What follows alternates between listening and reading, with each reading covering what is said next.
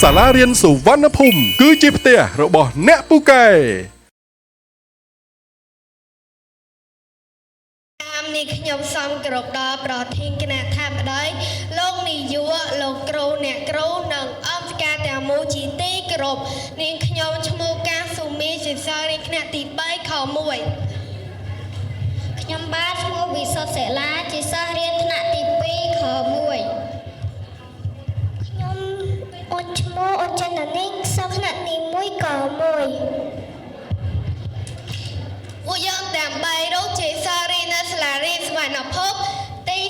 37ទីតាំងចៅអង្រែ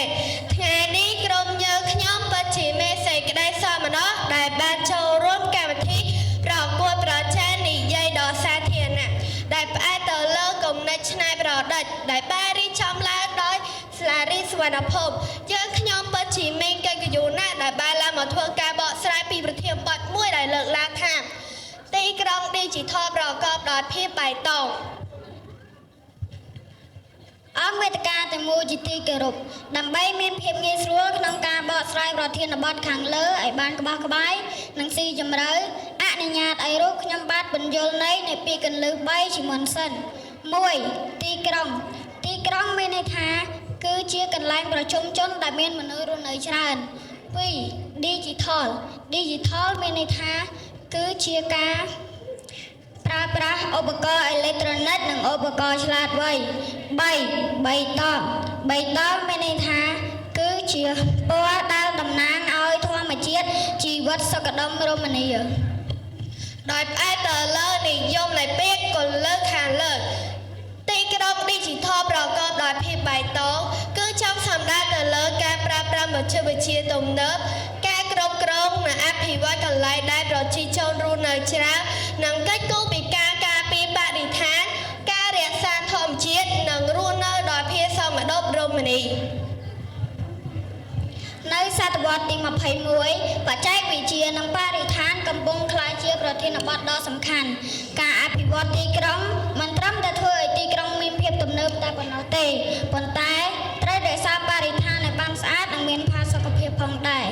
ទីក្រុងអភិវឌ្ឍគឺជាទីក្រុងដែលមានសេដ្ឋកិច្ចលូតលាស់គ្រប់វិស័យមានបរិស្ថានល្អនិងមាន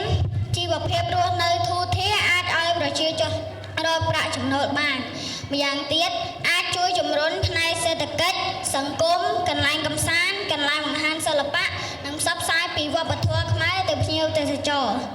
ទីក្រុង Digital ប្រកបដោយភាពបៃតងគឺជាទីក្រុងដែលប្រើប្រាស់បច្ចេកវិទ្យាទំនើបឧបករណ៍ Digital រួមមានបច្ចេកវិទ្យា AI ឬប្រព័ន្ធថ្មីដូចជាកុំព្យូទ័រទូរស័ព្ទឆ្លាតវៃ Robot បច្ចេកវិទ្យាអនឡាញនិង Digital អាចធ្វើការពីផ្ទះឬកន្លែងផ្សេងអាចចំណេញពេលវេលានិងថាមពលដើម្បីឲ្យទីក្រុងយើងមានភាពស្រស់ស្អាតនិងមានពណ៌បៃតងស្រស់ជានិច្ចយើងមិនត្រូវកាប់បំផ្លាញព្រៃឈើប៉ុន្តែយើងរួមគ្នាដាំដើមឈើឲ្យបានច្រើនបង្កើតសួនច្បាររួមមានការប្រើប្រាស់ថាមពលស្អាតប្រព័ន្ធដឹកជញ្ជូនឆ្លាតវៃនិងការគ្រប់គ្រងកាកសំណល់ដោយប្រើបច្ចេកវិទ្យាថាប្រយោជន៍ទីក្រុងថតការបន្ថយការបំពុលបរិយាកាសប្រើប្រាស់ថាមពលបានសារឡើងថតជីវប្រជាពលរដ្ឋមានភាពស្រស់បង្កើនសុខភាពនិងអត្ថប្រយោជន៍ជីវិតរបស់មនុស្សឧទាហរណ៍ដូចជាការបានឡើងអគ្គិសនីបំពង់ផ្លូវតាមផ្លូវឆ្លាតវៃការដាំដើមឈើច្រើនប្រើប្រាស់ថាមពលប្រែទឹកនៅអគារសារៈមកទីក្រុងថតប្រកបភាពបៃតងគឺជាទិសដៅសំខាន់សម្រាប់អនាគតជាចុងក្រោយនេះខ្ញុំសូមថ្លែងអំណរគុណដល់អង្គការទាំងមូលដែលចំណាយពេលវេលាដ៏មានតម្លៃស្ដាប់ការបកស្រាយរបស់យើងខ្ញុំពីដើមរហូតដល់ចប់យើងខ្ញុំសូមគោរពជូនពរដល់អង្គការទាំងមូលឲ្យជួបប្រទះពុទ្ធពរទាំង4ប្រការគឺអាយុវណ្ណៈសុខៈពលៈកំបីគ្លីឡើយសូមអរគុណ